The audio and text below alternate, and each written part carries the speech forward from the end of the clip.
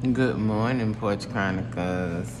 Doing homework, washing clothes. Y'all know how that go. I'm so happy I got a wash machine, yo. I don't think you understand. I get to wash clothes every week, and I make sure I do at least 2 to 3 loads. I be happy. I be pressed. 6 years without a wash machine, we'll do that. So look,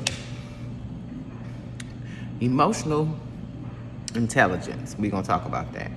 I never knew what that was. I never even heard of that word until I started doing therapy and consciousness. And I was like, so this is what happens,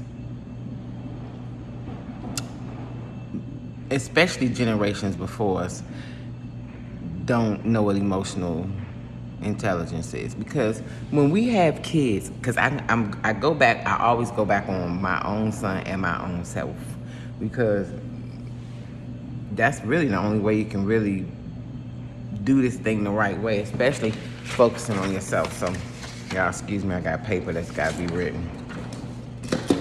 So I go back on my emotional intelligence, and baby, we don't really have it, because nobody tells us it's all right to have feelings, and it's all right to feel this way, or it's all right to be different, or it's all right, like, so we basically go on what society says is the correct thing. And each generation is different. You have to think about it. Think about just your parents alone. Their generation came from outhouses and not having plumbing. It just depends on how old your parents are. I'm in my 50s, so yeah, they came from not having a lot of things that we have. You know, some people didn't have washing machines and dryers back then. They didn't have indoor plumbing. They didn't have, it depends on where you're from, if you're from the city, from the country, whatever. But so in their mind, the basic main thing to do is always do better for your children. And they did.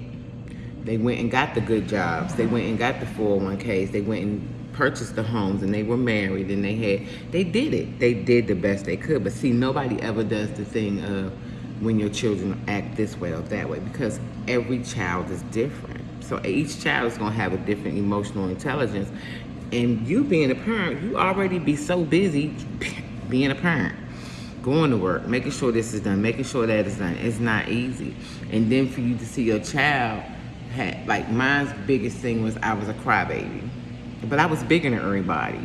So if they made me cry, my mom would be like, shoot, you bigger than them. You could beat them up, or you could fight them. Or I didn't fight. I wouldn't fight. I was not a fighter. If you put your hands on me, I would have to, but nobody really was gonna put their hands on me, because I was tall and big. I wasn't a little girl. So they'll tease me, but they didn't put their hands on me. So like I say, when I watch my daughter with her daughter, the emotional intelligence she's giving her child is awesome, because when her daughter acts up, she'll stop and be like, tell me what's going on. What are you feeling right now? But our parents didn't know to do that, because nobody did that with them. So I didn't know to do that with mine. We just be like, stop crying, stop being a baby, stop acting like a punk, stop doing this, or you know, and that's what we did. I know that's what I did. You acting gay. You acting like this. What the hell's wrong with you? Go sit your ass down. And all they was trying to let us know something, but they didn't know how to let us know, and we didn't know how to listen to it.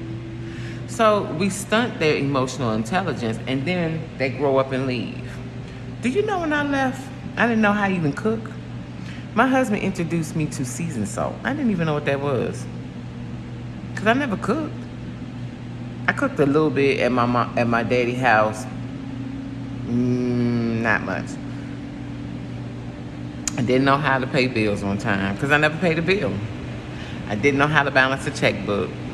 And that's not even nothing to do with the emotional, mental part. Y'all, we jump into I had a baby right out of high school, so I jumped right into a marriage, and I had to take care of a home, a business, a child, and I didn't even have no emotional intelligence, because I didn't know how to deal with what was going on inside of me, talk about it, you know, blah, blah, blah. I didn't know because nobody told me. But like I said, this is not a blame game because nobody told our parents. And we sure as hell didn't teach our children.